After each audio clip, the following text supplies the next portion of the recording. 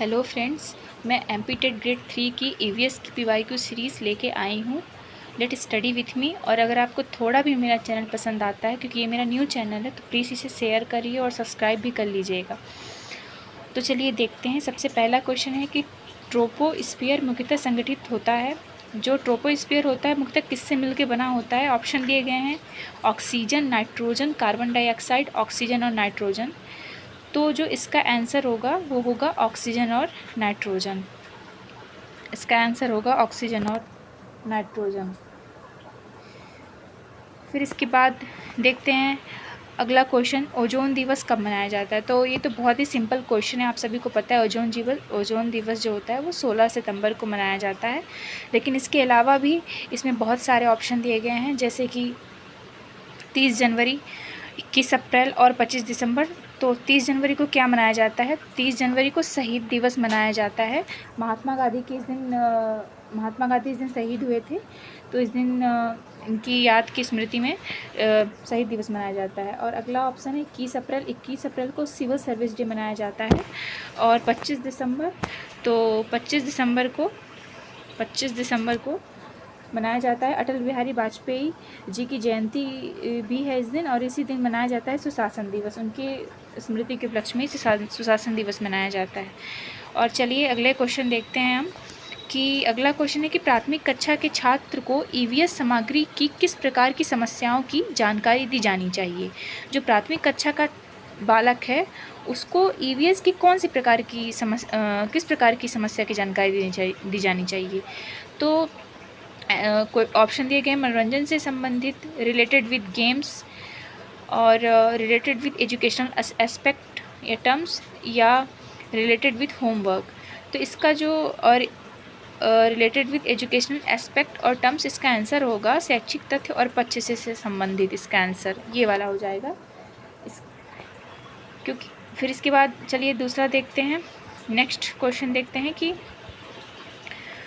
एक बालक है, उसे पौधे के विभिन्न प्रकार और भागों का वर्णन करने के लिए एक खंड को मल्टीमीडिया का उपयोग करके पढ़ाया गया था, जबकि दूसरे खंड को ब्लैक बोर्ड पर खींचे गए आरेख के माध्यम से पढ़ाया गया। मतलब एक बालक को पौधे के बारे में पढ़ाया जा रहा है, मल्टीमीडिया का उपयोग एक साइड किया जा रहा है और एक साइड ब्लैक बोर्ड का उपयोग किया जा रहा है आरेखों के माध्यम से। अब प्रश्न क्या पूछ रहा है कि जो बच्चा है वो पहले खंड की अवधारणा को बेहतर ढंग से समझा है, मतलब जिसको मल्टीमीडिया के माध्यम से पढ़ाया गया उसने बेहतर ढंग से समझा। तो इसका कारण क्या हो सकता है? ऑप्शन दिए गए हैं कि वह मेधावी छात्र था।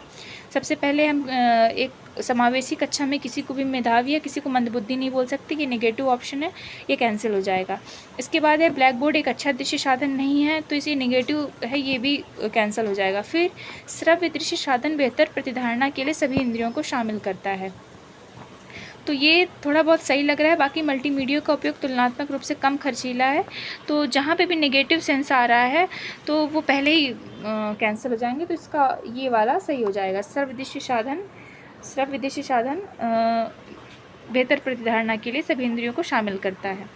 फिर इसके बाद अगला देखते हैं कि मंदिर के ऊपर का शिखर हाथों से उठाने के लिए बहुत भारी हुआ करता था, इसलिए मंदिर के शीर्ष पर निर्मित डैश बोल्डर्स को रोलर्स पर रखा और इसे ऊपर तक घुमाया। ये एक एनसीईआरटी का क्वेश्चन पूछा हुआ है और इसका आंसर हो जाएगा, इसका आंसर क्या होगा आप बताइए। स्टेयर्स दिया हुआ है कि ढलान हो जाएगा कि पियत्रादूरा हो जाएगा, क्या होगा इसका आंसर? कि बलुआ पत्थर होगा इसका आंसर। तो जो इसका आंसर है वो हो जाएगा ढलान। मंदिर के ऊपर का शिखर हाथों से उठाने के लिए बहुत भारी हुआ करता था, इसलिए मंदिर के शीर्ष पर निर्मित ढलान बोल्डर्स को रोलर पर रखा गया और उसे ऊपर तक घुमाया गया। इसमें सैंडस्टोन के बारे में आप जानते हैं कि सैंडस्टोन क्या होता है। सैंडस्टोन जो संगमरमर पर बारीकी कलाकारी होती है उसे बोलते हैं सैंडस्टोन। और सैंडस्टोन का सबसे अनोखा उदाहरण ताजमहल है। ताजमहल पे संगमरमर के पत्थरों पे बारीक कारीगरी की गई है। तो इस प्रश्न का सही उत्तर क्या होगा? इस प्रश्न का सही उत्तर हो जाएगा ये ढलान। इसके बाद देखते हैं नेक्स्ट क्वेश्चन, यदि कोई व्यक्ति प्रतिदिन साबुन से स्नान करे तो निम्नलिखित में से कौन सी बीमारी जिससे अंधापन और अन्य दृष्टि की समस्या हो सकती है को फैलने से रोका जा सकता है। इसमें बहुत सारे ऑप्शन दिए गए हैं, यक्ष्मा, काला आजारी, डेंगू और ट्रैकोमा। तो ट्रैकोमा तो वैज्ञानिक नाम हो गया, सामान्य बोलचाल की भाषा में आँख आना भी इसे बोलते हैं। तो अंधापन और अन्य दृष्टि की समस्या साबुन से धुलने पर ये ट्रैकोमा को दूर किया जा सकता है, जो इस ऑप्शन से सही रिलेट कर रहा है। तो इसका आंसर हो जाएगा ट्रैकोमा। फिर इसके बाद नेक्स्ट क्वेश्चन पे आते हैं कि भारत के पास कितने विश्व धरोहर स्थल हैं। तो जब ये एग्ज़ाम हुआ था 2024 में, तो उसमें इसका सही आंसर बताया गया था 40, लेकिन अभी वर्तमान में विश्व धरोहर स्थलों की जो संख्या है वो 44 हो गई है। इसमें 4 बढ़ गए हैं। जो सबसे पहला है मोइडम्स डायनेस्टी की समाधि प्रणाली, तो 41 हो गया। इसके बाद मराठों का सैन्य परिदृश्य और होयसल के पवित्र मंदिर समूह और शांति निकेतन, ये 4 जो हैं बढ़ गए हैं। तो आप इसे बिल्कुल ध्यान रखिएगा। इसका इस क्वेश्चन के हिसाब से तो 40 आंसर होगा, लेकिन वर्तमान में संख्या कितनी हो गई है? 44। मोइदम्स डायनेस्टी की समाधि प्रणाली, शांति निकेतन, मराठा सैन्य परिदृश्य, होयसल के पवित्र मंदिर समूह, तो ये आप याद रखिएगा। फिर इसके बाद अगला क्वेश्चन है कि इनमें से किसकी पूजा हड़प्पा के लोग नहीं करते थे। तो ऑप्शन दिया है प्रकृति देवी और इंद्र की पूजा और पशुपतिनाथ की पूजा। तो प्रकृति की पूजा करते थे हड़प्पावासी, देवी की भी पूजा करते थे, इंद्र की भी पूजा, देवी की पूजा नहीं करते थे। और एक सेकेंड रुकिएगा आप।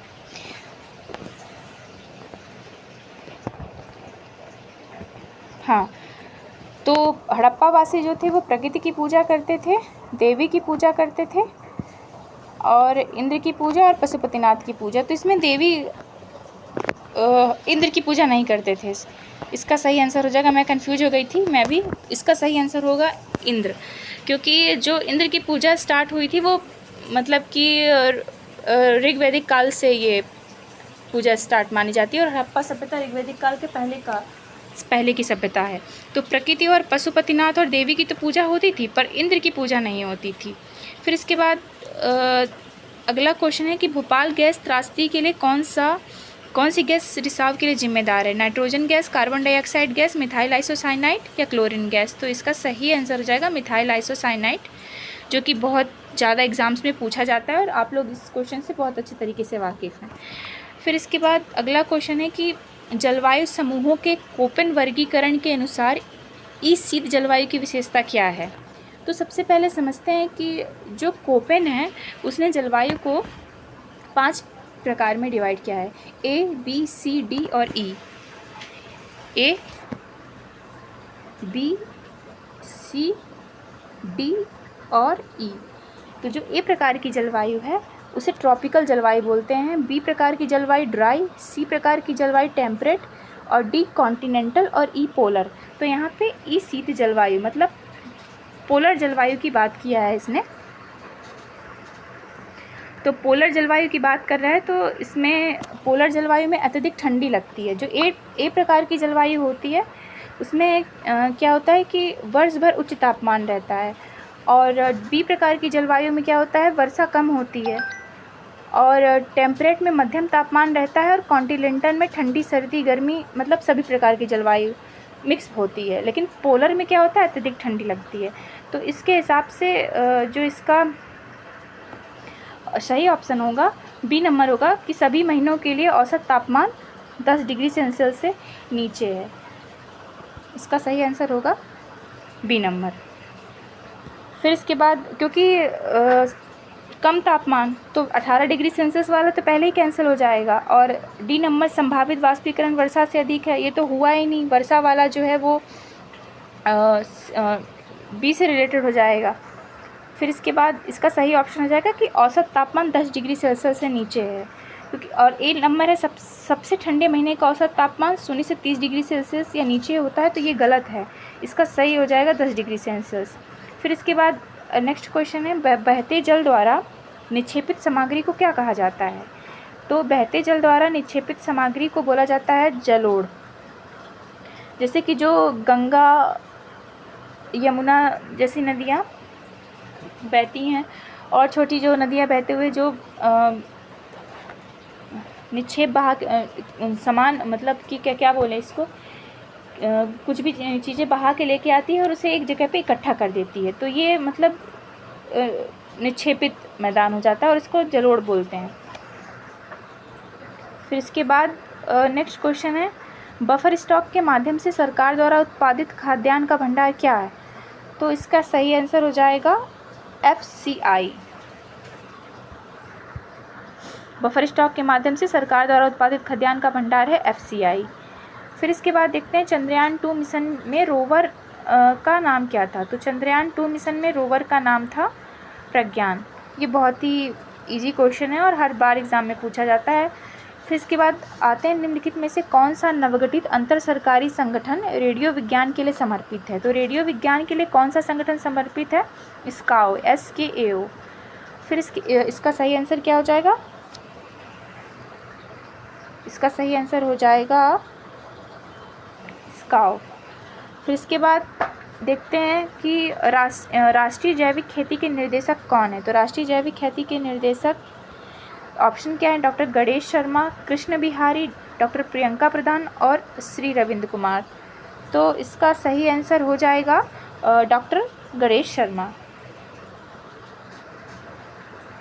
फिर इसके बाद खरीफ की फसलें देश के विभिन्न भागों में की शुरुआत के साथ उगाई जाती हैं। तो जो खरीफ की फसलें हैं वो देश के विभिन्न भागों में मानसून के साथ उगाई जाती हैं। तो इसका सही आंसर क्या हो जाएगा? मानसून। फिर इसके बाद नेक्स्ट क्वेश्चन है कि मिट्टी बहुत शुष्क है, उसे जुताई से पहले क्या करने की आवश्यकता होती है? तो खाद डालने की, कि उर्वरक डालने की, कि पानी की, कि बुवाई की?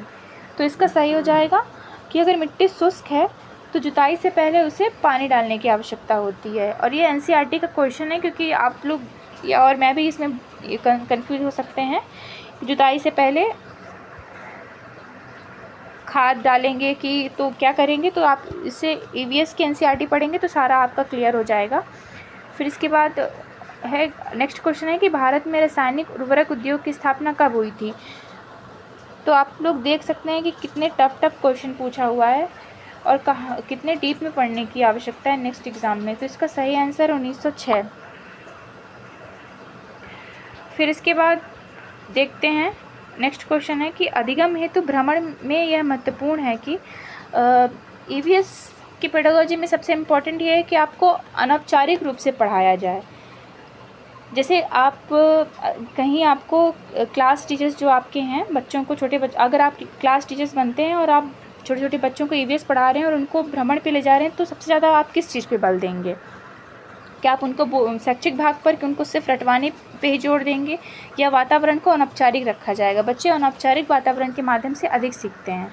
तो इसका सही आंसर क्या होगा? तो इसका सही आंसर हो जाएगा बोथ 1 and 2। अधिगम भाग पर अधिक जोर नहीं देंगे और वातावरण को अनौपचारिक रखेंगे। तो इसका आंसर हो जाएगा बोथ 1 and 2। फिर इसके बाद देखते हैं पर्यावरण अध्ययन पाठों की योजना बनाते समय यह ध्यान में रखा जाना चाहिए कि अधिगम विधियों को छात्रों को डैश की खोज करने के लिए प्रोत्साहित करना चाहिए। तो इसका सही आंसर हो जाएगा, ऑप्शन क्या दिए हुए हैं, इर्द गिर्द के वातावरण, संज्ञानात्मक क्षमता, कला और शिल्प विचार, खेलकूद जैसी शारीरिक गतिविधियाँ। तो इसका जो सही आंसर हो जाएगा वो है इर्द गिर्द के वातावरण। फिर इसके बाद निम्नलिखित में से कौन वनोन्मूलन का प्राकृतिक कारण नहीं है? बाढ़, जंगल की आग, भूकंप और शहरीकरण। तो वनोन्मूलन का प्राकृतिक कारण नहीं है, मतलब जैसे बाढ़ आएगी तो वनोन्मूलन हो जाएगा, जंगल में आग लगेगी तो भी वन उन्मूलन होगा, भूकंप आएगा, ये सब प्राकृतिक कारण है। लेकिन शहरीकरण ये प्राकृतिक कारण नहीं है, ये मानव निर्मित कारण है। तो इसका आंसर हो जाएगा शहरीकरण।